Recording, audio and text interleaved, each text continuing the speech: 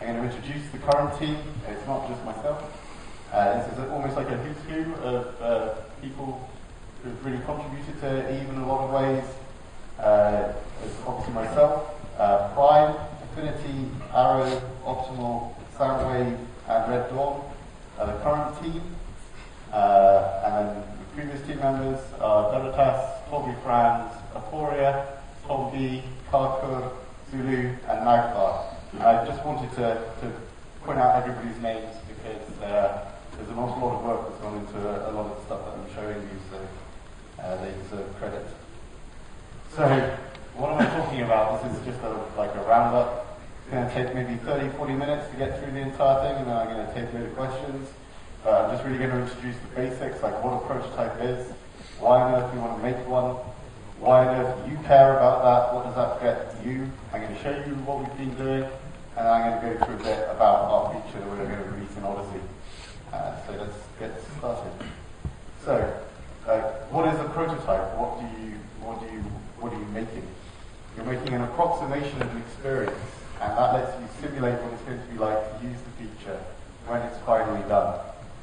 It's a method of testing out ideas, and they can be big, they can be huge. Like our avatar prototype has as many, well, up to 16 people running around in one of them at the time. So we can test that, like what is that multiplayer experience like, what is it we're trying to build, and that sort of things. And they can be very, very small. Like the simplest sort of prototypes that you might see would be a UI mock-up, and it might even just be on a whiteboard. You'd be navigating it with a pen. That's as easy as it can get. And basically, what you're trying to do is shortcut the time it takes you to make a complete feature, so that you can find out whether that's any good and what are the problems in making it. And they can also be created in a lot of different mediums. So something I'm going to show you later is a card game prototype that I developed for the Odyssey feature, but more on that in a bit. And there's a process to prototyping. It's not just like a lot of sort of people think of prototyping as let's think of a cool idea, go make it, and that's a prototype, and then they just kind of like go off and I'm going to make that into a real product. But really what you're wanting to do is this cycle of generating ideas, creating a prototype, and then testing that prototype out before finding out like what are the problems with it, what can we do, maybe go back, generate some more prototypes. And really this is a very iterative cycle that we really want to do very quickly and rapidly, so we can drill down to what is fun, what isn't fun, and find out the technical problems for implementation later.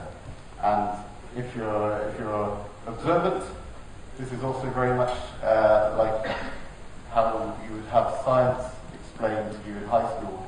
You generate a hypothesis, you come up with an experiment to test that hypothesis, you run the experiment, you collect your data, and then you go and you analyze that data and draw some conclusions for it, and that feeds back. So what we're doing is a similar sort of process, which goes on to answer this question: why do we want to do prototyping at all?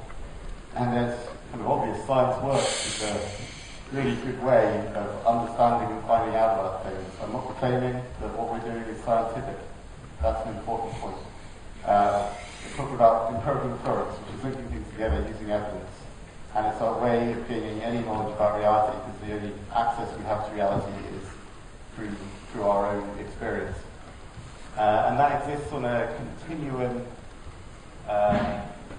essentially, of reliability there. Personal experience is pretty unreliable as a method of learning something about reality. And science is a pretty good method of learning stuff about reality. For example, you have things like homeopathy down at the bottom end. It's an easy, I'm not saying that people don't think they know that homeopathy. I'm just saying that it's not a reliable way of determining that it works, and if you look at it in a scientific manner, you can tell that it doesn't. I'm not saying you're wrong. Anyway, enough about skepticism. Where does prototyping fit into this? We are a little bit more speculative about the way we treat things. We're looking at weird ideas that are kind of fuzzy concepts like fun. How do you tell if something's fun? It's a very hard problem. So we kind of want to sit somewhere in the middle. Like we can make prototypes for technical things that can absolutely be tested and get statistical data that tells us that they're good. That is up towards the sort of science end of things. And then we also have the other side of things like is this fun, is this not fun? That is much more subjective, so we're kind of like way down the other end. But it's in that scale, and I just wanted to show this slide because it kind of explains what we're trying to do. We want to be better than just like, it feels fun to me, let's leave it at that. And why? Why are we doing this process, and why is it important that we get some reliable information back from it? And that's validation, because it's much better to know what you're making is going to be good before you commit massive resources into making it. Like, for example, the release of Incarnate is a very good example, and I'll hold my hands up and say I had a part in making that, and it isn't a good experience. It's not good gameplay. There isn't any gameplay in essence. So it's much better to know something's going to be good before you go ahead and make it, and find out that it sucks later. And that's killed numerous companies, and very often the ones that I've been working at. So I have a lot of experience with this. And so, basically we want to validate everything as far as possible before we go ahead with it. I mean, is this idea good? Should we even bother prototyping it? Like, this is questions where we should be coming to you guys and asking you guys for your opinions on things we're about to do. We do this with the CSM at the moment, but it'd be good to get like a bit more sort of player participation in generating these ideas. And then we also want to find out who will actually use the end result and what we're trying to make. And the important point is that a lot of these things I'm going to show you, I'm also going to say have gone nowhere. You're not going to see them leave.